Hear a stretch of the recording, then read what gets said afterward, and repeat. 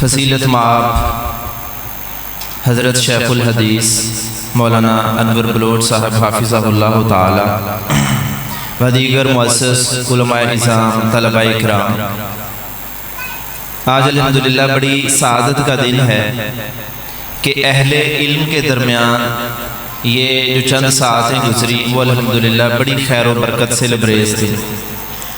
بچوں نے جو تقاریر کی، جس انداز سے، جس لب و لہجے سے، جس طرح نصوص کو انہوں نے اسور کیا تھا، جس طرح خوبصورت طرز استنباط تھا، جس طرح ماشاءاللہ موقع محل کے لحاظ سے انہوں نے عبارتوں کو فٹ کیا، یہ بڑا ہی خوبصورت لمحہ تھا۔ اس انداز پر اور اس طور طریقے پر، اس اسلوب پر سارے اساتذہ بھی لائق صد تحسین ہیں۔ اللہ رب العزت سب کو جزائے خیر عطا فرمائے، اور یہ ادارہ الحمدللہ دن بہ دن اللہ کے فضل و کرم سے ترقی کر رہا ہے۔ بچے ماشاءاللہ بہترین نشو و نما پا رہے ہیں۔ اللہ تعالیٰ اس سے بھی بڑھ کر اس ادارے کو عزتوں سے، رفعت اور منزلت سے نوازے، اور اساتذہ کو بھی اللہ رب العزت خیر و برکت عطا فرمائے۔ دوسری بات بچوں کے لیے کہ جو طلباء ہیں ان کے لیے کوئی منزل نہیں ہوتی۔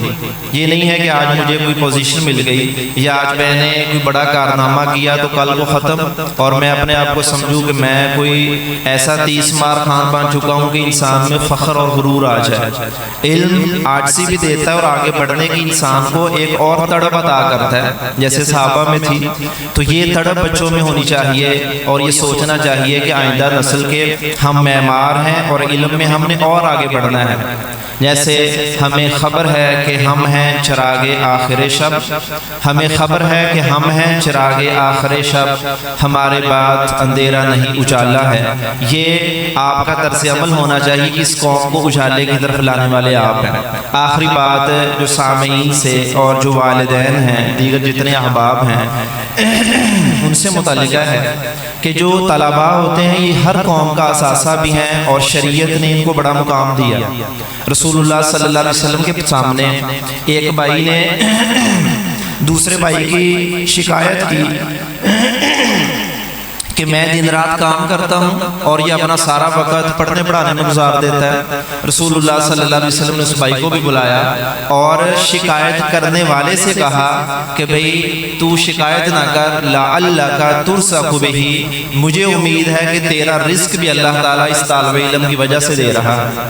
مطلب ایک طالب علم کی عظمت ہے، اس کی رفعت ہے، تو ان کے ساتھ حسن سلوک سے پیش آنا چاہیے۔ اور عمارتیں یہ سب کچھ بڑا اہم ہے، مسجد کی عمارت، مدرسے کی عمارت، لیکن اس سب سے بڑھ کر علماء کا مقام ہے، طلباء کا مقام ہے۔ جو آپ نے خرچ کرنا ہے اس سب کی زیادہ، سب سے زیادہ قدر و قیمت والی وہ چیز ہے جو علماء پر اور طلباء پر خرچ ہو۔